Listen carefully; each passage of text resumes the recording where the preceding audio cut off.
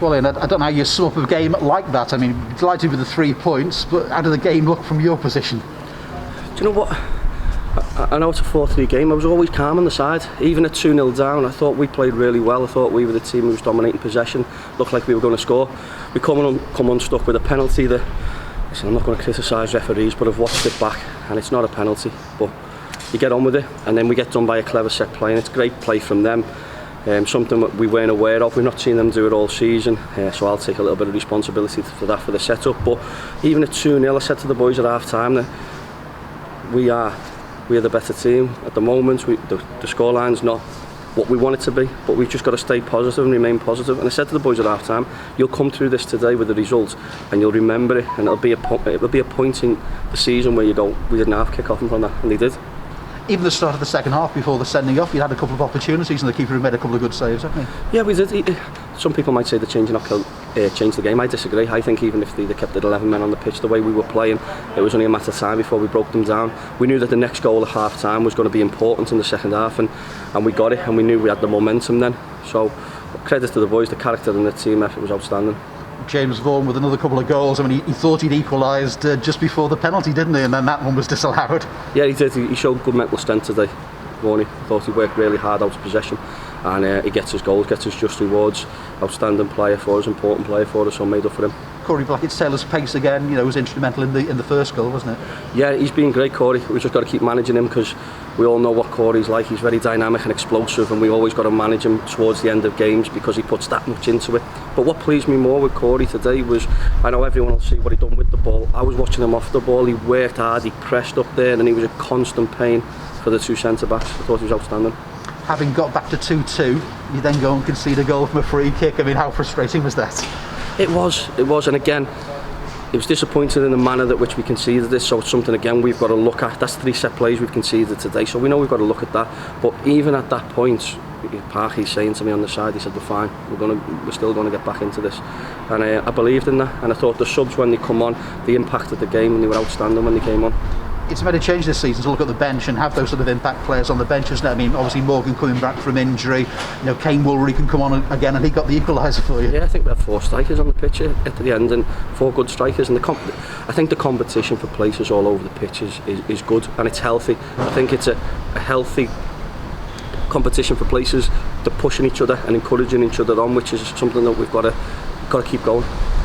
Kieran Morris, of course, with the winner at the end. I mean, at Salford a few weeks ago, he scored a stunner, didn't he, to get a point there, and now he's got the winner here today. Yeah, but I always look at teams, and I was saying it before the game to a couple of people, I look at who's capable of scoring goals in our team, and there's a lot of players on the pitch who are capable of scoring goals, and it helps massively. We've scored 4 goals there, Nigel, maybe we could score more. A lot of belief in the side, isn't it, to keep going like that as well? As you say, get back to 2-2, you go 3-2 down, but you're still going forward, you're still trying to get something out of it. Yeah, of course. Since the Harrogate game, we've always led in the league, and in the FA Cup we've been leading, so we've never had to chase the game. And like you say, it tests the mental strength to say, okay, are we still going to believe in what we're doing now we've gone 2 goals down, or are we going to abandon it and start playing in a different way? But no, we kept at it, and we were outstanding today. But what everyone's got to understand as well is that Port Vale are a very good team. I've been watching Port Vale, they're outstanding. They've got a great way of playing, they've got some really good players, good manager, and it's a great result for us today. Only time you were ahead was 6 minutes into stoppage time, wasn't it, that game today? But that's the important one. Yeah, it's probably better doing that than hanging on at the end, isn't it? That'll do me. 30 seconds to go to hang on. Perfect. Another victory, Ian. I mean, you've done a pretty good CV, knock on Mark's door and say, we're doing a good job here. My position remains as it has been. I just keep to look after it, keep going from game to game, keep the players in a good place, and keep trying to improve them on the pitch as a group and a team. And I think game by game you can see more improvements on the pitch in the way we're playing, and we're handling the ball, and the players look full of energy, they look full of enjoyment to play football together. Is that all about confidence, or has it just been on the front foot all the time? I mean, what's that sort of magic difference? I think it is a confidence thing. I think I spoke to Scotty Davis at the end, and you could talk about team bonding, you can talk about anything, but winning brings teams together, and not just winning, but winning with a good performance brings everyone together, and like I say, the group's growing at the moment. The lights just went out here, but the lights aren't going out in the sort of performances you're getting out of the side at the It moment. makes me look better looking now anyway. The results are great. I mean, we've won in different ways now, but I keep saying about performances, we're winning, playing well, and the belief's there, and the group's got to keep moving forward. But again, we don't go away from here and go, it was all perfect, that was it, that's done. We know as a group there's still little bits we can improve on, and we'll continue to do that. Yeah, I mean, do you look at that? You know, we've won, but we conceded 3 goals, and you're not going to win every game 4-3 when you concede 3. Yeah, of course. I mean, I thought we defended really well in open play, but we've been undone by, okay, the penalty, you can chalk that one off, but we've been done by 2 set plays, a clever one and just a ball in the box. So we know as a group we can't allow that to happen, so we'll work on it. And that competition for players, you say, is going to be really key to push up this league. Yeah, it is, because I've said it for many years now, the difference in getting promoted and not getting promoted is when you turn around and look what's behind you and change the game. We had to change it with 20 minutes to go, and we brought quality players from the bench onto the pitch who've done a job. And now it's looking forward to a couple of home games, isn't it? Yeah, in fact, it's actually looking forward to a couple of days of rest. The Saturday Tuesdays have been intense, so the players have earned the rest now. They're going to have a couple of days where they switch off, and then we're back in Tuesday now to work towards the weekend. Very well done today, Ian. Thank you very much. The turnaround in a couple of weeks is pretty remarkable, Ian. You've gone from barely getting a shot away in matches to now the shots raining in left, right and centre. You seem to have so many options now. I mean, Morgan Ferrier's come on now with 10 minutes to go, and he's just ran him ragged, hasn't he?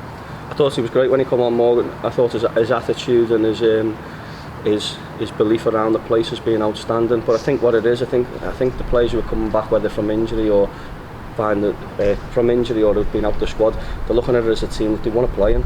So they need to work hard to get into the team. Once they're in the team, then they've got to perform and keep the place. Just a word on Danny Lloyd. Not everything went for him today, but you spoke about midweek about what he brings to the side and the energy he's brought that, and that was evident straight away, and that's infectious on other players, isn't it? Yeah, I said when we signed him, he suits how we want to play, and he suits the group. He's got a great work ethic, he handles the ball brilliantly, and he looks like he can score a goal, and he just slotted in there like he's been playing with the group all season. So he's a great signing, and he's done really well again tonight. But just check on the players missing today. Wright may have had a scan. Did that happen? Yes, we're still waiting to hear back off Rides. I want to congratulate Liam Feeney. His missus has just given birth to a little baby boy, so that's only the second best result today for him. But congratulations to him and his family, so he's at home with them. And that was it really for the missing players. And Paul Lewis, sorry. Oh, and Paul Lewis, we knew that today was probably just a couple of days too soon for him, so he's now got a week to lead into next weekend, so he'll be back next weekend if all goes according to plan. 4 matches, 3 wins, a draw with a penalty shootout win, making it look an enjoyable task managing Tranmere Rovers. Do you want the job? Like you say, I've mentioned it before, I haven't thought too far ahead. I keep just thinking the next game, and what will be, but I just keep concentrating on the next game, and that's it.